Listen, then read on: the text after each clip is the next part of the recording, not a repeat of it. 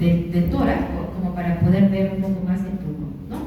Entonces, la más frecuente es la PA, ¿no? La póstero anterior, que el rayo viene de atrás hacia adelante. Son 2 metros de distancia, de 1.8 a 2 metros, donde puede estar el foco, ¿no? Para que se puedan magnificar las diferentes estructuras del tórax, ¿ya? Bien, pero sin embargo hay otras incidencias, las placas oblicuas, ¿no? Generalmente es para ver cámaras cardíacas, la lordótica, también que se puede ver el lóbulo de la língula, ¿no? Estas otras posiciones a veces se ven mejor reemplazadas, ¿no? Por la tomografía de tórax.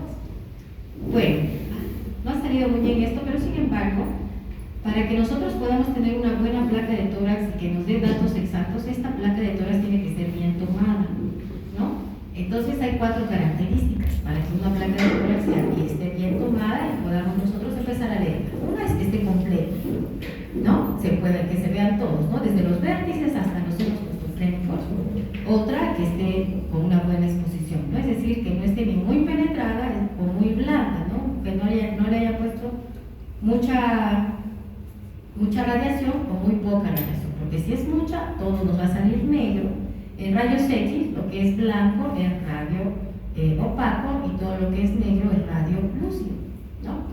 Y a veces se pueden ver toda la columna vertebral, se ve todo negro o se ve todo blanco, ¿no? Que parece que todo paciente tuviera fibrosis y entonces eso no es da. Lo otro es que esté centrada, ¿no? A veces hay pacientes que no pueden pues, ponerse de pie o que tienen ya alguna deformación en la estructura torácica, de repente tienen lordosis, sifosis y una desviación y no se puede centrar, ¿no? Y que esté inspirado, ¿no? Entonces al paciente, vuelvo a repetir, cuando es una placa posterior anterior, el paciente nos obedece y le decimos que tome aire y entonces al momento de tomar aire los diafragmas se aplanan y se va a ver mucho mejor el parénquima pulmonar, ¿no? Sin embargo, cuando el paciente no toma aire, los diafragmas se elevan y entonces los pulmones aparecen pequeños, ¿no? Y deben tener una buena inspiración. Entonces, aquí, por ejemplo, podemos ver, ¿no? Esta placa que es de frente y esta que es de perfil o lateral, ¿no? Generalmente la placa de tórax, si uno no le pone de qué perfil quiere, va a ser siempre izquierda, ¿ya? Y esta es una de frente. Entonces vemos que primero está completa, se ven los vértices, se ven los senos costofrénicos. A veces hay placas que te las mandan así, portadas acá. Uno no puede ver los senos costofrénicos y es muy importante, ¿no? Si queremos ver un derrame pleural. Luego de esto podemos ver que está centrada porque las clavículas, ¿sí? Están equidistantes con la apófisis espinosa de las vértebras, ¿sí? Se ve equidistante. Luego está inspirada, está muy bien, porque miren cómo este aplanamiento del diafragma generalmente se puede encontrar, acá va 1, 2, 3, 4, 5, 6, 7, 8 costillas, ¿no? 7, 8, según la literatura que encuentre. Y entonces, y está con buena penetración también, o sea, está buena inspiración, buena penetración, porque podemos contar aquí 3 hasta 4 apófisis espinosas, ¿no? Arriba. Entonces, esta es una placa de tórax que tiene buena calidad y la podemos leer, ¿ya? Y la de perfil también, perfil izquierdo, ¿no? Podemos ver esta radioopacidad que viene a ser el corazón, en la parte de aquí también, esta radiolucidez que vendría a ser la tráquea, ¿sí? Recuerden que la tráquea, por ejemplo, es esto, que ve negro, porque el negro es aire. Entonces, aquí está la tráquea y aquí también, ¿no? Entonces, el paciente está con las manos para arriba, en el caso de que sea una lateral, porque si no lo pongo con las manos para arriba, estaría saliendo todo el brazo, ¿no? Y no, o sea, está con los brazos para arriba, ¿no? Entonces, no nos ayudaría. Y aquí también las escápulas están fuera del parénquima pulmonar, ¿no? Aquí son algunas estructuras que pueden verse en la placa de tórax. Y aquí también, ¿no? Aquí es una representación ya esquemática de los segmentos del pulmón, ¿no? Tres lóbulos, el pulmón derecho, 2 el izquierdo, y cada lóbulo tiene su segmentación, ¿no? Bueno, ¿y cómo nosotros podemos leer, no? Podemos leer siempre sistemáticamente, para no olvidarnos nada de las estructuras, ¿no? Entonces podemos ver primeramente una vista periférica, ¿no? ver que la placa esté primero bien, de buena calidad. No se olviden siempre ver el nombre del paciente y preguntarle al paciente si es el paciente, ¿no? Corroborar la identidad. Y también me olvidé decirles que cuando una placa de tórax está el paciente de pie, se pone acá arribita un símbolo que puede ser AP o D o una R también, ¿no? Para decir que es el derecho, y si está echado va abajo. Entonces, con una visión periférica podemos ver, ¿sí?, las estructuras, cómo está la calidad de la placa y todo. Y ya después unas detalladas, ¿no? Empezamos viendo parénquima, o sea, pulmón por pulmón, y comparando siempre, ¿no? Y así no nos olvidamos de nada. Entonces, el análisis es ordenado, ¿sí? Pero esta es una presentación donde es bien didáctica. Sin embargo, ustedes pueden optar por si encuentran otra literatura, de repente por la forma más didáctica para ustedes, pero lo importante es que no se olviden de las estructuras, ¿no? Podemos empezar por tráquea, que ya les he dicho que es esta columna de aire negro, ¿sí? Luego vamos por aorta, ¿sí? Este redondito que ven acá, los ilios pulmonares, que es de donde salen los vasos pulmonares y los bronquios, la vascularidad, ¿no? Se ve. El mediastino, que viene a ser toda esta la parte central, ¿no? Los pulmones, ¿no? Y se van comparando área por área, los diafragmas, derecho, izquierdo, y luego las estructuras de los huesos, ¿no? De repente podemos ver alguna fractura. Esta no es una placa para ver parrilla costal, es diferente la placa, es otras posiciones, pero indirectamente nosotros podemos ver las costillas, ¿no? Y bueno, tejido blanco, cuello y axilas, a ver de repente hay algún componente de enfisema subcutáneo, que es el aire que existe en el tejido celular subcutáneo. En la placa de tórax podemos ver patrones, patrón miliar, ¿no? El milio es como la quima, ¿sí? Así bien pequeñito, que generalmente puede ser por una tuberculosis miliar, ¿no? Una diseminación. También se puede ver en la neumoconiosis, que es una enfermedad ocupacional en aquellas personas que trabajan en minería, socavón, ¿no? Que extraen sílice, cemento, que no usan equipos de protección personal, de equipos EPP, ¿no? Equipos de protección personal. Se puede ver también un patrón nodular, ¿no? Ya no es tan pequeñito, sino se ve un poquito más grande, que generalmente puede ser de 2 a 10 milímetros, ¿no? Y son difusas. Podemos ver un pico yuxtafrénico, ¿no? Por ejemplo, acá, miren, la tráquea está un poquito desviada hacia la derecha, porque acá hay un componente fibrótico, quizás de repente secuelas de alguna enfermedad, puede ser tuberculosis, porque se ve más en el ápice, y esto condiciona que como tracciona, el diafragma sube, ¿no? Sube por los tractos fibróticos que está traccionando, y esto se denomina un pico yuxtafrénico. Obviamente, el volumen del pulmón derecho está pues muy disminuido, a diferencia del pulmón izquierdo, ¿no? Que muchas veces puede compensar. Esta placa también es importante que ustedes ya desde ahora puedan ver en qué se diferencian estas dos, ¿no? Si las dos se dan cuenta, son radiopacidades en el pulmón izquierdo, ¿sí? Todo está radiopaco, todo. Entonces, ¿cuál es la diferencia? En la tráquea, ¿no? Miren ustedes la tráquea. En este lado la tráquea se va hacia la radiopacidad, y en esta otra placa la tráquea se aleja de la radiopacidad. Entonces, ¿qué puede estar habiendo acá que aleja la tráquea, la está desplazando, ¿no? ¿Qué puede ser? A ver, ¿qué podría estar ocupando acá la cavidad pleural que desplaza la tráquea, ¿no? Está desplazando todo el mediastino. Mira cómo se va la tráquea. Un derrame pleural pasivo, ¿no? Bueno, hay algo en la cavidad pleural que está haciendo que el pulmoncito se colapse y se va la tráquea. A diferencia de aquí, acá también está todo blanco, pero la tráquea está viniendo a este lado. Entonces, hay algo que ha pasado en este pulmón que chupa. Es una telestasia, ¿no? Entonces la tráquea la desvía, ¿ya? Eso es importante. Muy bien. Esto es para ver generalmente, bueno, la placa de tórax hemos visto patrón miliar, patrones nodulares, pueden haber masas, pueden haber atelectasias, y acá son un patrón intersticial, ¿no? Generalmente en las fases. Bien, tomografía. Entonces, la tomografía, todos conocen que es una tomografía y nos ha venido a ayudar mucho en relación a los diagnósticos de problemas respiratorios. ¿no? A veces pacientes dicen, quiero una resonancia magnética.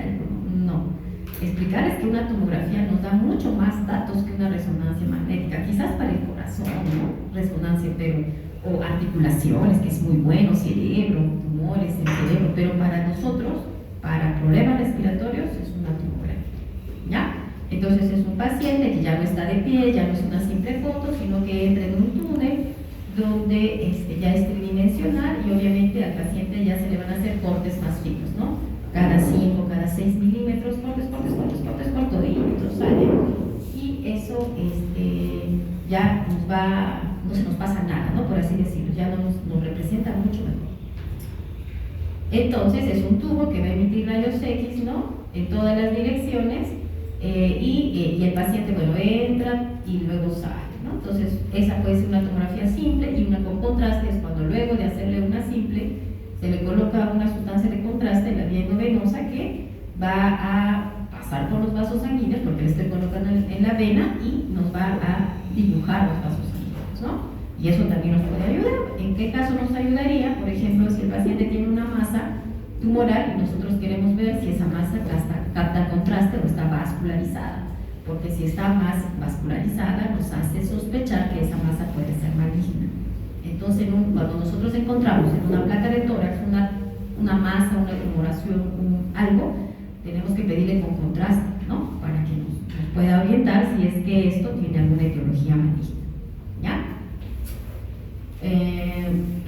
Bueno, ya les he hablado de contraste, las ventanas, ¿no? Entonces, en la tomografía ya no se llama radiolucideces o radiopacidades, ¿no? En la tomografía son densidades, entonces son hiperdensidades, isodensidades o hipodensidades. Y en la tomografía hay ventanas mediastínica, ventana parenquimal y las reconstrucciones, tanto sagital como coronal, ¿no? Entonces, esto ya está en una computadora y obviamente que podemos sacar muchas fotografías, ¿no? Y compararla con las ventanas, tanto los cortes sagitales, coronales, ¿no? El paciente no está de pie en una tomografía, está echado, pero es tanta la tecnología que puede hacer reconstrucciones como el que el paciente estuviera parado y hay un corte coronal y hay un corte sagital y te pone las imágenes, ¿no? Entonces esto ya es mucho más avanzado y realmente ayuda bastante, ¿no? Entonces ya no vemos una simple imagen, una foto, sino que empezamos a ver cortes mientras vamos bajando, ¿no? Entonces podemos ubicarnos en tráquea, aquí, tráquea y carina, ¿no? Si se dan cuenta, justo la carina ya se está dividiendo en bloque derecho, izquierdo, y obviamente entre esta y esta pues hay muchas imágenes más, ¿no? Pero son de repente los patrones de referencia para que nosotros podamos darnos cuenta, ¿no? Luego de esto ya va desapareciendo, miren ustedes, ya se va extendiendo, ¿no? Luego ya desaparece, ya nos queda solamente corazón, y luego ya empieza a aparecer el diafragma, el hígado, etc., ¿no? Es indolora, tiene muchos beneficios, no duele, no es invasiva y es muy precisa. Esa es una gran ventaja, puede producir muchas imágenes, como les estaba comentando, es rápido, es sencillo, el paciente lo tolera, ¿no? Y en casos de emergencia ayuda bastante. El problema es que es un poquito más cara, obviamente una placa de tórax está aproximadamente 30 soles y una tomografía sin contraste bordea los 320 soles y una tomografía con contraste pues los 380 soles, ¿no? 420, dependiendo del mercado, pero esos son los precios aproximadamente, como para que ustedes también se den cuenta, ¿no? ¿Ya? Por ejemplo, también puede efectuarse cuando el paciente tiene alguna prótesis, un marcapasos insertado, puede ejecutarse, ¿no? Cosa que a veces con la resonancia magnética no se puede lograr hacer. Entonces, también nos puede proporcionar una imagen real, ¿no? Es decir, ahora hay procedimientos que se llaman radiología intervencionista, cuando por tomografía se puede ver donde hay una imagen y en ese momento, en esa imagen real, el radiólogo puede hacer una biopsia, ¿no? Guiado por tomografía. Obviamente es mucho más invasivo en ese caso, pero es muy aceptado, ¿no? En vez de que el paciente, supongamos que tiene una masa en el pulmón que no es, no queremos entrar a la sala y sacarle para una biopsia, pero sin embargo por radiología intervencionista sí se podría hacer. ¿no? Esa es una gran ventaja también. Hay riesgos, ¿no? Muy pequeño el riesgo de cáncer, ¿no? De radiación, ¿no? Es una tomografía aproximadamente de radiación son como 70 placas de tórax, ¿no? Pero sin embargo, se ha visto, ¿no? Que el riesgo es muy poco, que pesa más el beneficio diagnóstico que el riesgo de radiación, ¿no? Hay una unidad de medida que es 2010 Belge, que el paciente en promedio, la dosis efectiva de radiación puede ser más 10, pero que normalmente esa dosis un paciente puede recibirlo del medio ambiente en 3 años, ¿no? O sea, si se dan cuenta, es baja la radiación. Siempre hay que informar, tanto para la placa de tórax como para la tomografía, si la paciente tiene la posibilidad de estar embarazada, ¿no? Siempre se les pregunta, al menos a las mujeres en edad fértil, cuando va a entrar a rayos X, preguntarle, ¿no? Si la mujer tiene dudas, solo el hecho de tener dudas, porque puede decir que no, muy certeramente, y bien, no hay problema, pero cuando hay dudas, entonces es preferible, si se necesita la imagen, ponerle protección, ¿no? Protección abdominal con plomo. Hay unos mandiles especiales para eso. Bien. Igualmente, para la tomografía hay un análisis ordenado, como les estaba diciendo, hay ventanas. Primero se debe iniciar por la ventana mediastínica, donde no se ve nada de parénquima, se ven solamente las estructuras, tanto del mediastino y las periféricas, y luego la ventana pulmonar, que es donde ya vemos el parénquima pulmonar, ¿no? Entonces, también en tomografía hay ciertos patrones, ¿no? Como el patrón de atelectasia. Entonces, miren ustedes, acá hay una comparación de cómo era esta cosa que ven aquí, esta radioopacidad en placa de tórax, es una atelectasia triangular, ¿sí? Y en tomografía, ¿cómo se ve, no? Es una hiperdensidad, ¿no? Ya no le digo radioopacidad, sino le digo hiperdensidad, ¿sí? Que se está proyectando. Se puede ver también broncograma aéreo, miren ustedes, ¿no? Muy claro, ¿sí? En caso de síndromes de condensación, de neumonías, se pueden ver bronquiectasias, y aquí el famoso símbolo o signo de anillo de sello, ¿no? Que por ejemplo está acá. Entonces, bronquiectasias, siempre les recomiendo. Ectasia significa dilatación.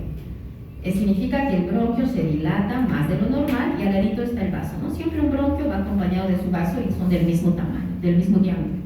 Sin embargo, cuando hay una dilatación del bronquio, el bronquio crece y el vaso no, ¿no? Y entonces por eso se forma este signo del anillo.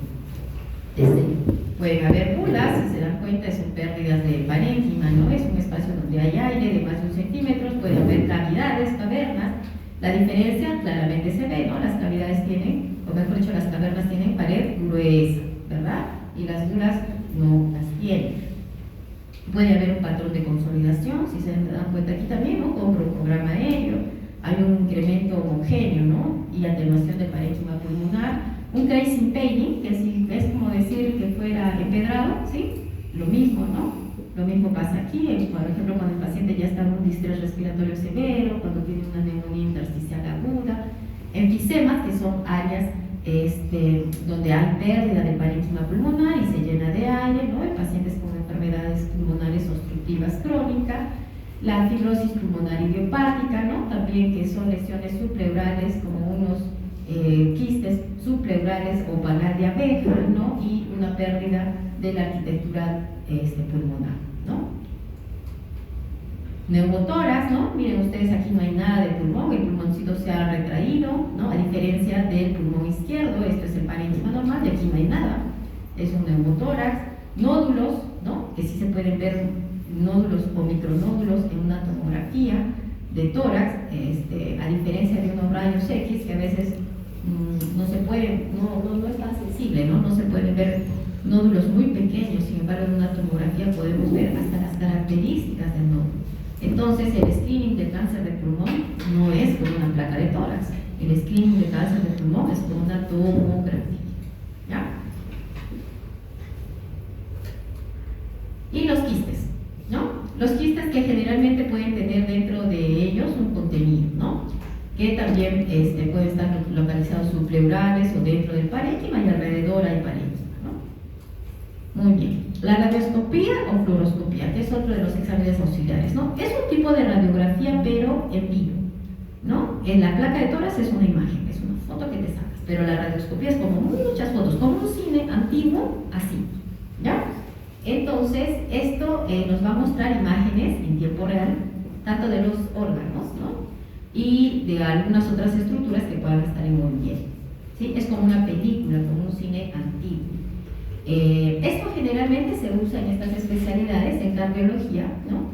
Para ver que de repente la inserción de algún marcapaso, de repente un stent que se quiere introducir en un vaso sanguíneo, ¿no? Entonces, constantemente se están tomando placas, y mediante un cineangiógrafo se puede ver, ¿no? Se puede ver cómo es que va la sustancia de contraste, de repente va recorriendo, o si fuera un esófago, un tránsito esófago gastroduodenal, también cómo va recorriendo, ¿no?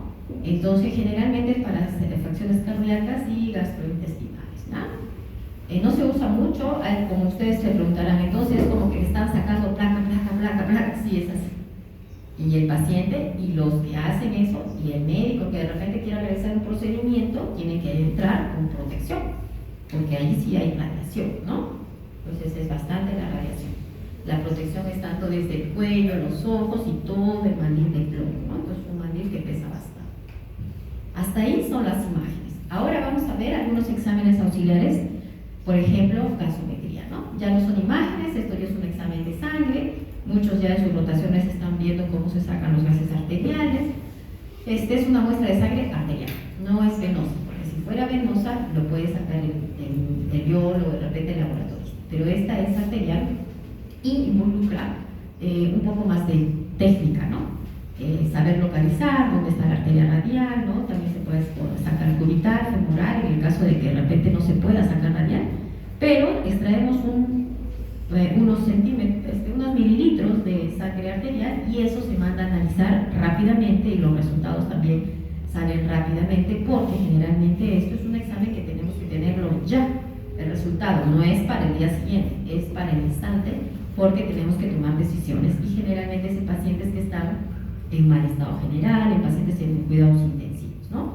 A un paciente se le puede tomar 2, 3 sagas al día, sí, porque necesitamos monitorizar su medio ambiente, cómo está la concentración de oxígeno, la concentración de CO2, ¿no?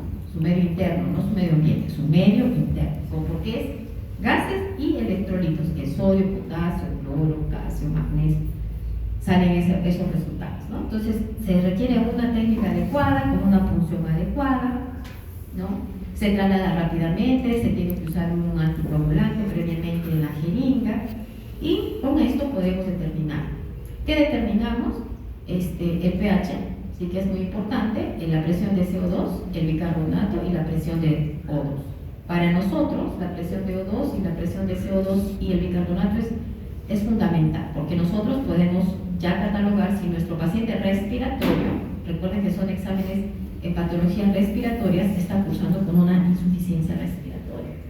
Para saber si está cursando con insuficiencia respiratoria y de qué tipo, 1, 2, 3 o 4, necesito saber los valores normales entonces de estos gases arteriales, ¿no? Debo de saber cuánto es el pH, cuánto es la presión de CO2, ¿no? Cuánto es el bicarbonato y cuánto es la presión de O2, ¿no? La presión arterial de O2. Porque esto nos va a llevar a tomar decisiones. Si veo que el paciente está en hipoxemia, necesito colocarle oxígeno. ¿Sí? Si veo que está con un bicarbonato muy bajo, de repente 10 de bicarbonato en un paciente que es diabético y que está descompensado, tengo que ponerle bicarbonato, porque estaría en una cetoacidosis, ¿no? Hidratarlo y ponerle bicarbonato. Igual pasa con el sodio, el potasio, el cloro, ¿no?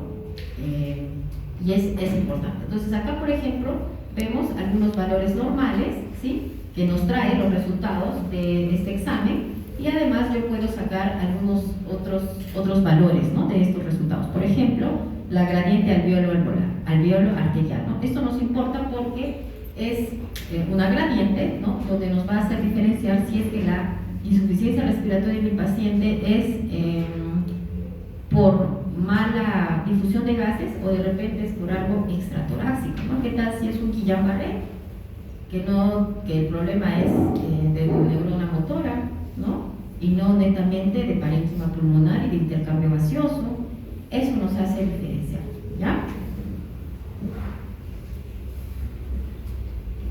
Bien, entonces, con la presión de CO2, que aquí tenemos los valores normales, es de 35 a 45, aquí hubo un error, yo puedo saber, ¿no? Si es menor de 35, se le llama hipocapnia, y si es mayor de 45, se le llama hipercapnia, y normocapnia, bueno, entre este rango de valores, ¿ya?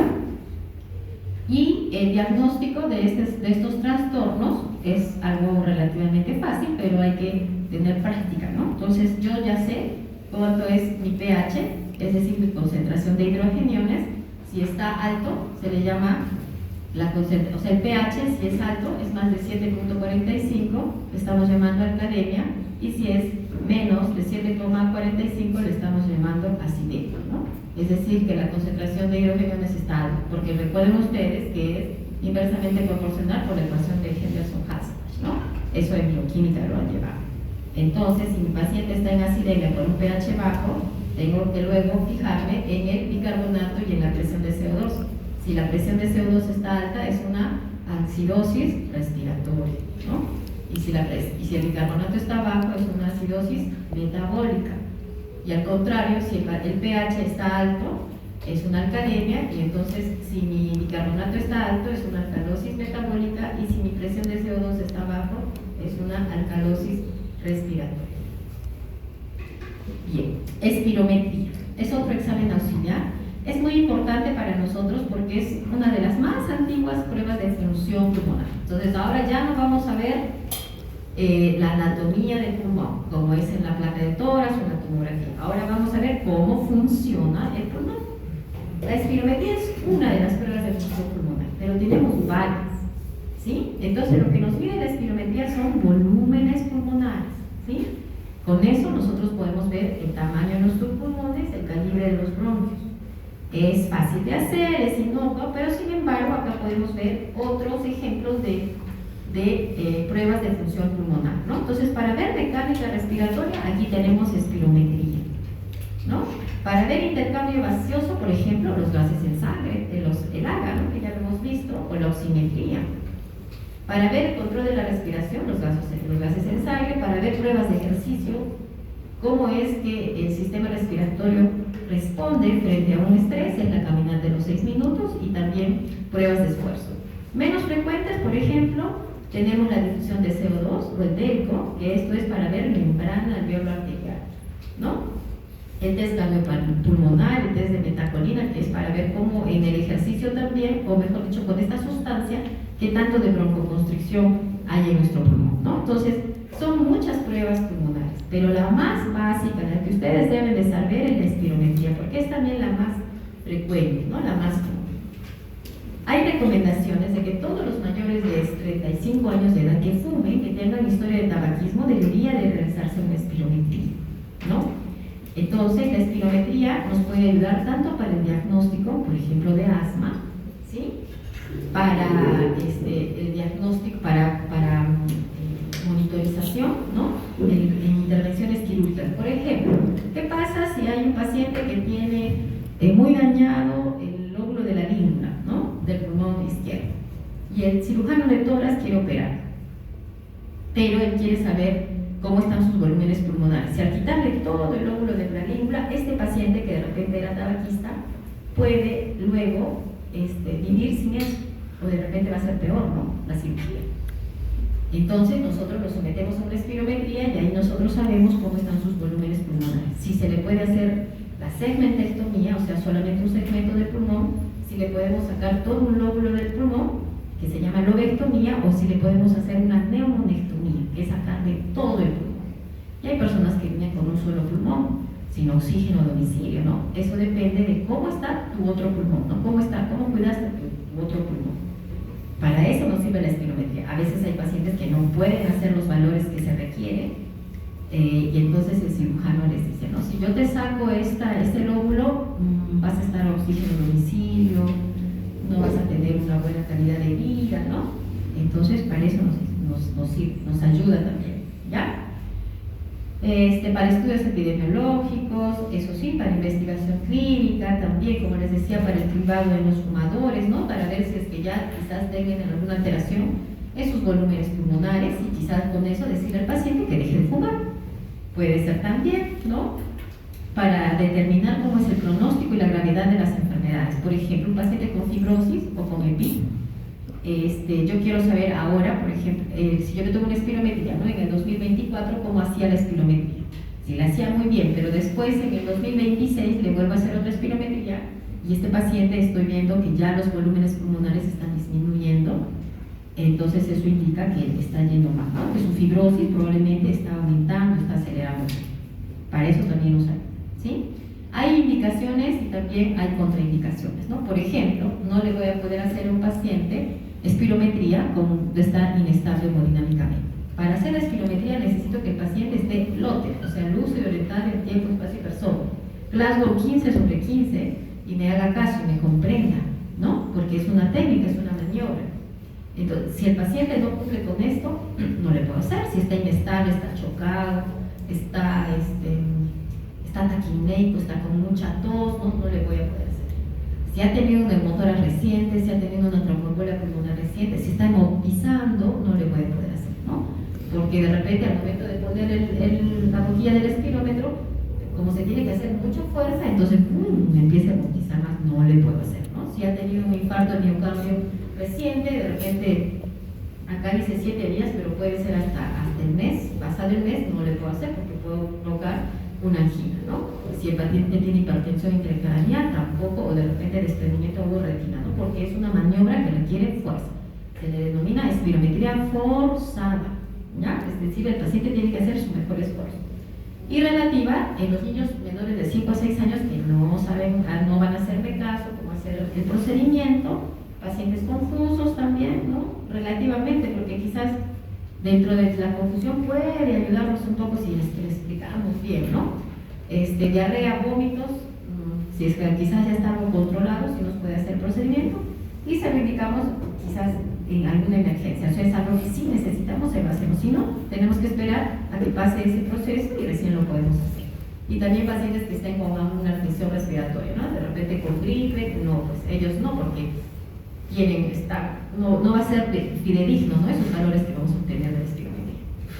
Entonces, los parámetros que salen en la espirometría, ustedes también lo conocen, es la capacidad vital forzada, el PEP-1, que es el volumen expiratorio en el primer segundo, el cociente de la capacidad vital forzada y el PEP-1, estos que son un poco menos importantes, pero sin embargo estos tres de acá arriba son los más importantes, ¿no? Que es lo que nosotros tenemos que ver. Y es lo que nos importa también, ¿no? Saber cuánto de capacidad vital forzada tiene el paciente, es decir, cuánto de aire puede expulsar después de una inspiración forzada en 6 segundos, ¿sí? El volumen expiratorio en el primer segundo es cuánto de aire sopla el paciente en el primer segundo, ¿no? Que eso también nos importa, y el cociente, ¿no? El cociente nos puede ayudar para ver si el patrón que el paciente obtiene en la espirometría es restrictivo o es obstructivo. ¿Y para qué nos sirve? Nos sirve porque hay enfermedades que cursan con patrón obstructivo y hay enfermedades que cursan con un patrón restrictivo. Por ejemplo, el asma, en la enfermedad pulmonar obstructiva crónica son enfermedades que cursan con patrón obstructivo. Y con patrón restrictivo son el EPI, que es la enfermedad pulmonar intersticial difusa o llamada fibrosis pulmonar. ¿Ya? Entonces, para eso nos puede ayudar, ¿no? Restrictivo también quizás es un paciente que ha tenido tuberculosis cuando era joven y tiene muchas secuelas, muchas lesiones, y entonces sus volúmenes pulmonares no son los adecuados, entonces va a tener también restricción, ¿ya? Muy bien. Entonces, los registros de la espirometría, si se dan cuenta acá, son dos gráficas, una de volumen-tiempo y de tiempo, y esta de acá que es de flujo-volumen, ¿ya? Es como un electrocardiograma, o sea, obviamente no son las ondas PQRS, pero son gráficas, ¿no? Entonces, acá nosotros podemos ver esta de aquí, ¿sí? Que es la de volumen-tiempo.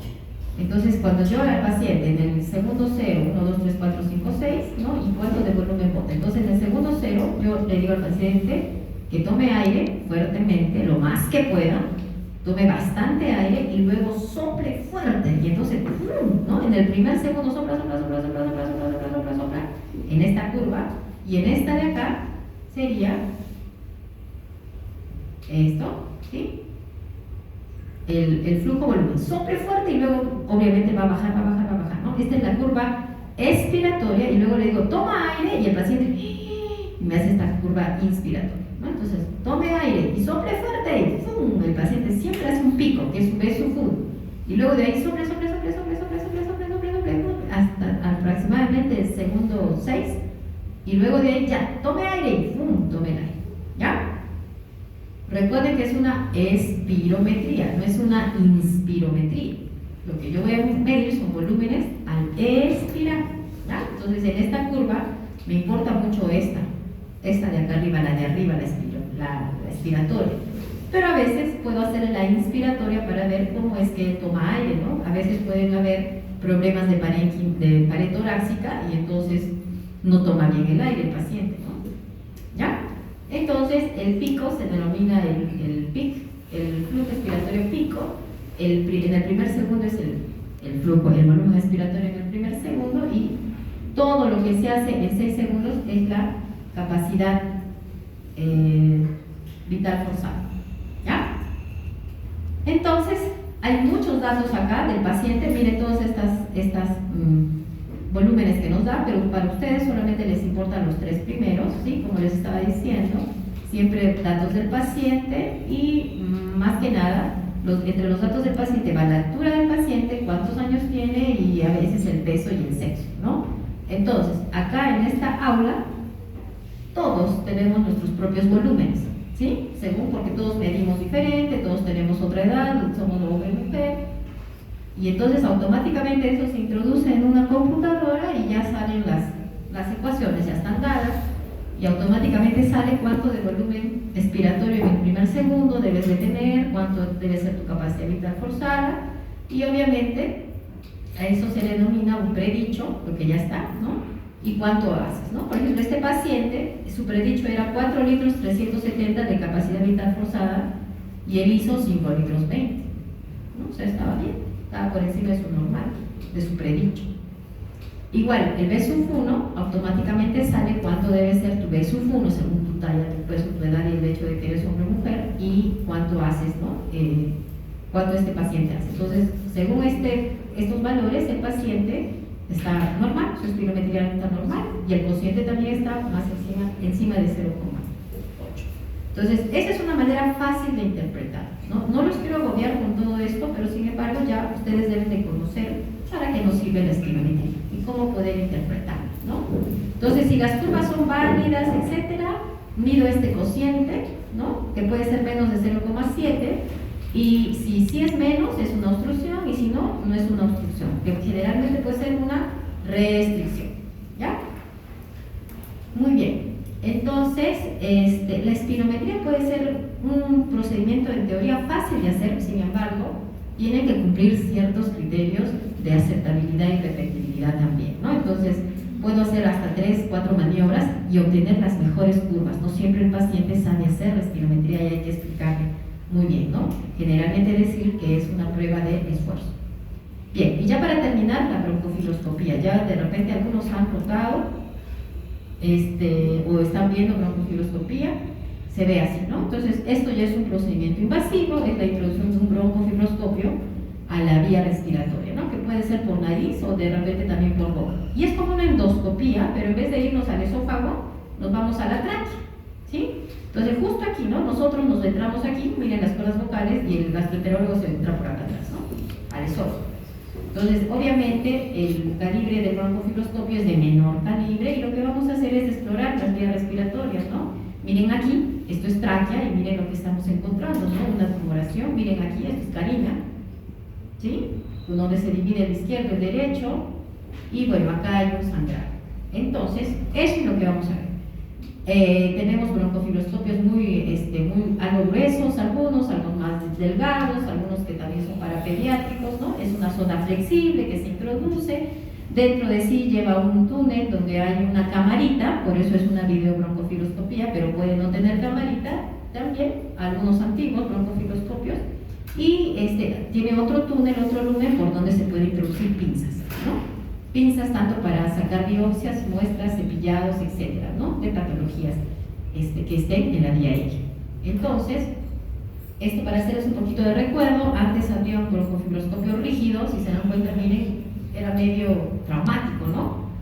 Tenía sus indicaciones, dejó de usarse un tiempo, pero sin embargo ahora otra vuelta se está recuperando, ¿no? El uso del broncofibroscopio rígido no es nada flexible, tenía que ser bajo sala de operaciones, ¿no? Bajo anestesia, porque el paciente tenía que hiperextender el cuello, etcétera, y era más que nada para sacar cuerpos extraños, ¿ya?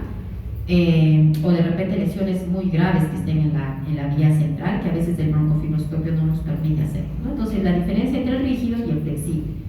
Y obviamente podemos ver todos, ¿no? Si es que tiene una cámara adherida, lo podemos ver todos. Si no tiene una cámara adherida, solamente el que manipula el broncofibroscopio puede estar viendo, ¿no? Pero sin embargo ahora todos podemos ver este procedimiento. Y como les dije, ahora el broncofibroscopio rígido está nuevamente tomando mucha fuerza.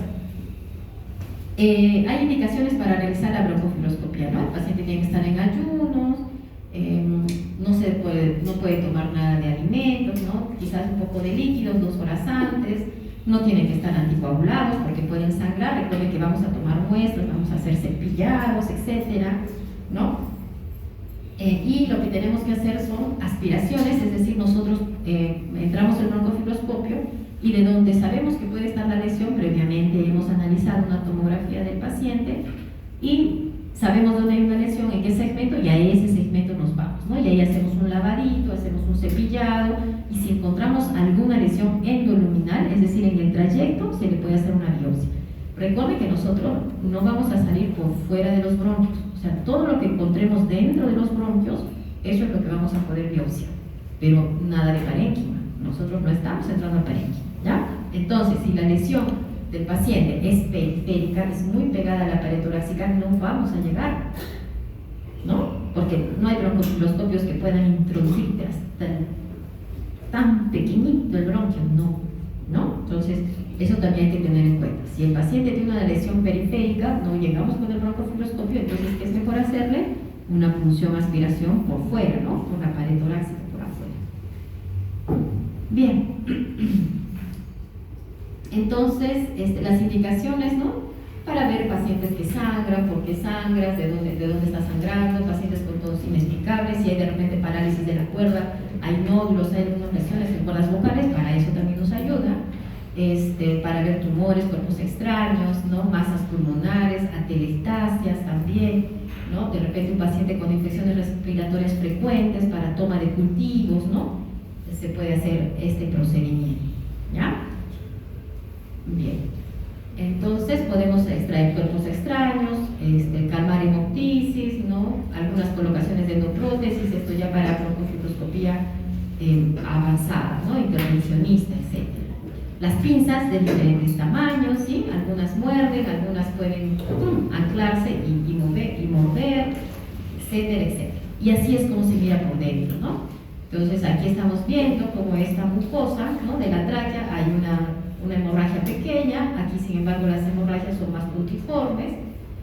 Aquí como vemos esta secreción blanquecina que está saliendo de este lado, ¿no? De los bronquios. Acá más que nada parece una tumoración no muy neta la tumoración, pero sin embargo aquí ya hay una pérdida de la estructura normal. Miren acá estas lesiones en mucosa, ¿no? Parecen medias neumoconióticas, ¿no? Igual aquí, miren ustedes estos cuerpos, ¿no? Estos pólipos que están en tráquea, el paciente no puede respirar, ¿no? Etcétera, etcétera. Aquí también, ¿no? Esta secreción purulenta que está saliendo de aquí, de este segmento, de este bronquio de aquí. Acá esto era la punta de un lapicero, de una tapita de lapicero que el paciente tuvo la extracción, o sea, tuvo el cuerpo extraño como 10 años, ¿no? 20 años antes. Y miren cómo es que lo localizó, ¿no? Se localizó en uno de los bronquios, ¿no? Eso también, cuando ya se cierra, ¿no? Es probablemente un bronquio obstruido, ¿no? Un cuerpo extraño, ¿no? Que el cuerpo reacciona, ¿no? Etcétera. Muy bien, entonces hasta aquí, no sé si tienen algunas preguntas, he tratado de ser lo más rápido